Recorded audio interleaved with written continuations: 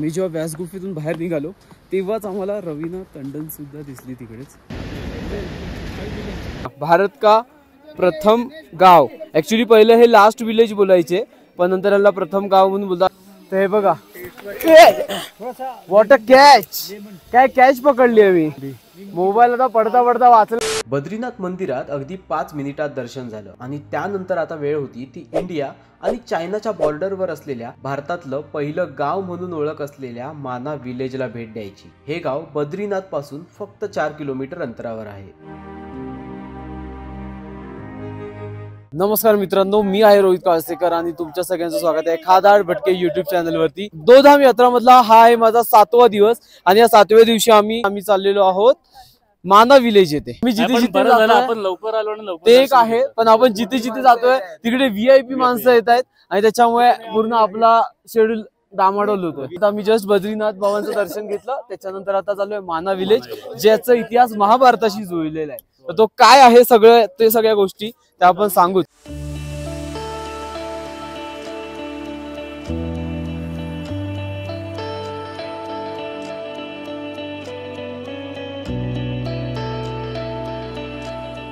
माना विलेज मध्ये आपण एंटर केलेले आणि हे जे आहे ना लोकल मार्केट आहे आणि इकडच्या लोकांची राहण्याची पद्धत बघाय बघा। घरं पण थोडी वेगळी आहेत, युनिक आहेत काहीतरी। घराचे रंग बघा, कलरफुल घर आहेत हे बघा। तिथे ऑरेंज, तिथे ब्ल्यू, तिथे येल्लो असे कलर्स आहेत मस्त। खूप इंटरेस्टिंग गाव आहे हे। मी ऍक्च्युली खूप आधीपासून व्हिडिओज वगैरे पाहत होतो आणि कधीपासून विचार केलेला यायची इच्छा होती आणि शेवटी आपण ह्या विलेजमध्ये आलेलो आहोत, ज्याला इंडियाज फर्स्ट विलेज म्हणून असा दर्जा आहे। आणि इकडे बघा लोकल असे शॉप सुद्धा आहेत, इन केस जर तुम्हाला काही शॉपिंग करायची असेल तर ते पण तुम्ही करू शकता। हे माना विलेज इतकं सुंदर आहे, जर इथे राहायचा कधी चान्स भेटला खरंच राहिले यार। इथले व्ह्यू वगैरे ना एकदम व्ह्यू, त्याच्यात ह्या लोकल लोकांसोबत राहायची एक मजा वेगळी असते। आता खरं सांगू तर ही ट्रिप आहे ना, मी ॲज अ टुरिस्ट आलो आहे आणि तितकी मजा येत नाही आहे, कारण टुरिस्टपेक्षा मला ट्रॅव्हलर म्हणून फिरायला मजा येते, बिकॉज तुम्ही जास्त गोष्टी एक्सप्लोअर करता। हां, हॅलो हेलो हेलो हाय, कहाँ से हो आप? हम राजकोट से। राजकोट से, ओके। स्नेल काय घेते? पहाड़ी जूस फुलांपासून बनलेला आहे। इन्फॉर्मेशन दो ना इसका, क्या जूस है, कैसे बना है? पहाड़ी फूलों का जूस है। अच्छा, ओके। कौन से जूस? इन फूलों से बना है। हे बघा ह्या फुलापासून बनवले। आणि इकडचा हा जो पक्षी आहे ना स्नेहल, हा मोनाल, तो इकडचा राष्ट्रपक्षी आहे। अच्छा मित्रांनो, मगाशी जे आम्ही ज्यूस प्यायलो ना, तो हे बघा इकडे त्याची बॉटल मध्ये मिळत आहे। माहित नाही पण टेस्ट तर खूप मस्त आहे। माना विलेज इतकं सुंदर आहे ना की प्रत्येक मला वाटतं 10-15 पावलानंतर आम्ही लोक थांबतोय कशा ना कशासाठी। हे बघा कसलं भारी आहे यार, आणि हे लोक हे स्वतः बनवतात। हे बघा, भारत का प्रथम गाव, ऍक्च्युली पहिले हे लास्ट विलेज बोलायचे पण नंतर याला प्रथम गाव म्हणून बोलतात। आणि इथे टमाटर सूप, बऱ्याच गोष्टी काय काय मिळत आहेत। मी काय बोलतो, म्हणजे मोदी आलेले इथे तेव्हा मोदींनी चेंज केलं, ते बोलले लास्ट कशाला, पहिलं करा। असं करण्यामागचं रिझन हे आहे की इथून चायना बॉर्डर स्टार्ट होते, तर इथून तिबेट, तर मग चायना मधलं जे तिबेट आहे ना तर ते इकडे आहे आणि इथून खूपच जवळ आहे ऍक्च्युली। आणि इथून मग आपला भारत जे आहे ते इथून चालू होतं। इकडे मित्रांनो आहे ना, आम्ही टमाटर सूप ट्राय करतोय आणि हे बघा फुल त्याच्यामध्ये काय काय इन्ग्रेडियंट्स गेलेत काय माहिती नाहीये, पण एकदम टेस्टी आहे। याच्यामध्ये म्हणजे अमेज, जंगली तुळस, मरछा फूल, कंडाली, टमाटर पावडर आणि हे बघा सगळं हेल्दी आहे, जबरदस्त। मी जे टोमॅटो सूप ट्राय केलेलं ना ते ह्या सरजींकडे भेटतं ह्यांच्या शॉप मध्ये। हे बघा, हे सरजी हाय बोलो एक बार, तर ह्या सरजींच्या शॉप मध्ये भेटतं। चलो बाय। तर मग नक्की एकदा ट्राय करा, खूपच मस्त होतं आणि फुल नॅचरल, त्याच्यामध्ये फुल जडीबुटी टाकून वगैरे बनवलेलं। आता आपलं खाऊन पिऊन थोडंफार झालेलं आहे, त्याच्यानंतर आता आपण थोडं पुढे जाऊया आणि इथे जे महाभारतातल्या जसं मी काही गोष्टी सांगितल्या ज्या इथे त्याचा संबंध आहे या गावासोबत, तर काय आहे ते आता तुम्हाला मी दाखवतो, चला। माना गाव हे फक्त सुंदरच नाही तर पौराणिक कथेंनी नटलेलं आहे आणि त्यापैकीच या गावात गणेश गुफा, व्यास गुफा, सरस्वती नदी, भीमपूल अशी काही ठिकाणं प्रसिद्ध आहेत। तर चला आता सगळ्यात पहिलं आपण ह्या लाल गेट जो आहे ना त्याच्यातून आतमध्ये जाऊया आणि पहिलं आपण पाहूयात गणेश गुफा। चलो तर मित्रांनो आता हे बघा आपण पोहोचलो आहोत श्री गणेश गुफा येथे. तर हीच ती गुफा आहे जिथे गणपती बाप्पांनी काय लिहिलं होतं, महाभारत लिहिलं होतं.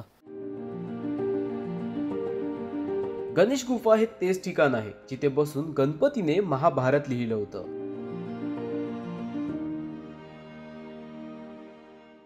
तर मित्रांनो ही बघा हीच ती गुफा आहे. हे बघा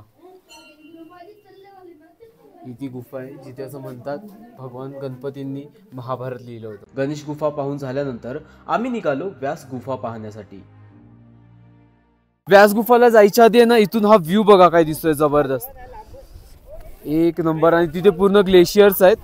तर हा जबरदस्त व्ह्यू आहे. इथे बरेच फोटोज व्हिडिओज काढलेत. आता जाऊया व्यास गुफेला. आणि मित्रांनो हे बघा व्यास गुफा इथे आहे आणि इथे आहे भारतातली पहिली चहाची दुकान. चायचं दुकान आहे इकडे पहिलं. सो इकडे लोक चाय प्यायला येतात की नाही माहिती नाही, पण फोटो व्हिडिओ नक्की करतात, जे सध्या मी पण करतोय. ही आहे व्यास गुफा.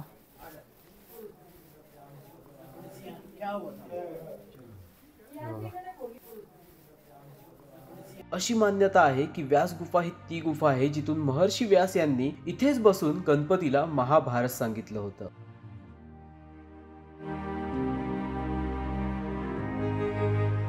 व्यास गुफा जी आहे तिथून आपण बाहेर आलो. त्यानंतर इथे वरती पाहिलं ना तर इथे व्यास पोथी लिहिली आहे. तो सर जी आप बताइए. ये व्यास जी की पुस्तक है. हाँ. तो ये भोजपत्र थी द्वापर में. जैसे कलयुग का प्रभाव पड़ा तो पत्थर में अवतरित हुआ और भोजपत्र रहता था तो भक्त उठाकर ले जाते थे, 2 कॉपी करके बेच देते. तो बद्री विशाल में भगवान विष्णु जो विराजमान है वो स्वयं भू है. तो भागवत की बुक साक्षात कृष्ण स्वरूप होती, इसीलिए पत्थर में अवतरित हुआ. बोल बद्री विशाल भगवान की जय. मी जेव्हा व्यास गुफेतून बाहेर निघालो तेव्हाच आम्हाला रवीना टंडन सुद्धा दिसली तिकडेच. तर मग त्याची जे थोडीशी फुटेज घेतली आहे ना ती मी बाजूला इतक्यात ॲड करेन. फोटो वगैरे घ्यायला भेटला नाही, ती तिच्या मुलीसोबत आली आहे.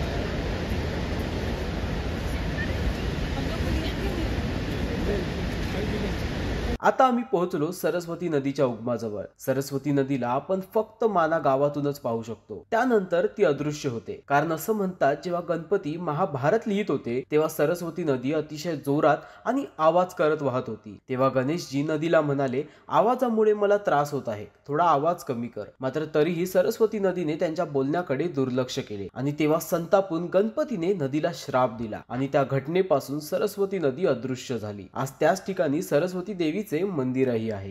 ही आहे ना ही जी समोर ती आहे भीमशिला. ही बघा आणि ह्याच्यावरती आम्ही मगाशी उभे होतो. आणि हा जो दिसतो हाताचा पंजा, तर हा जो हात आहे ना तो आहे भीमाचा हात असं म्हणतात.